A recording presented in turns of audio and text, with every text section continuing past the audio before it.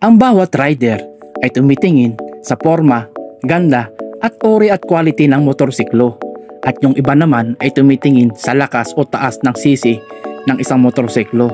Mayroong nahihilig sa mga walwalan, kaya naman pinipili nila ang 150cc higher engine. At yung iba naman ay tamang chill ride lang ang kaya.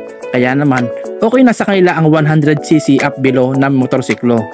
Ngunit para doon sa ayaw sa mabagal at ayaw din naman sa sobrang bilis at katamtaman lang ang gusto, ay nararapat sa iyo ang Yamaha motorcycle na to na inilabas sa Malaysia, ang 2024 Yamaha 135LC Fi. Ang Yamaha ang isa sa pinakakatiwalaang brand ng motorsiklo sa Malaysia. Ang Yamaha 135LC Fi ay pinalakas ng 135cc Fi engine at nagtataglay ng 4-speed germ pattern. Ang upuan ng motor na to ay may taas na 775mm at tamang-tama sa mga Asian rider. Ang bigat ng motor na to ay 109 kg.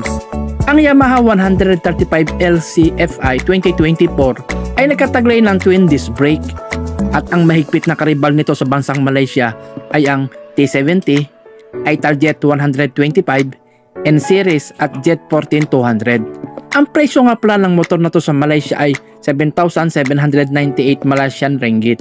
Ang laki ng motor na to ay 1,945mm ang haba at 690mm ang lapad at 1,200mm ang wheelbase. At narito ang technical specification ng motor na to. Ang makina ng motor na to ay pinalakas ng 135cc, 4-stroke, single cylinder, liquid cooled, single overhead cam 4 valves Fi engine. Ang bore stroke ng motor na to ay 54mm by 58.7mm at ang compression ratio is 10.9:1. Ang maximum power ng motor na to ay 12 horsepower at 8,000 rpm at ang maximum torque ay 12.2 Nm at 6,000 rpm. Ang fuel tank capacity ng motor na to ay 4.6 liters at narito ang picture ng motor na to. Nagkataglay ito ng pa-switch, side reflectors at shutter lock. At dumako naman tayo sa control panel ng motor na to mga paps. Digital ang odometer, fuel gauge at speedometer. Ang headlight at taillight ng motor na to ay LED na din. Nagkataglay na din ito ng accessory outlet, indicator light at adjustable headlight.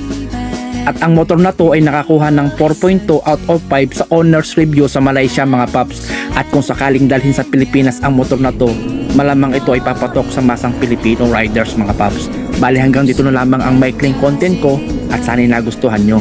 Pag-subscribe na lang din po, then hit the notification bell para updated ka po sa bawat video na aking ilalabas. Maraming salamat mga paps sa walang sawang pagsuporta.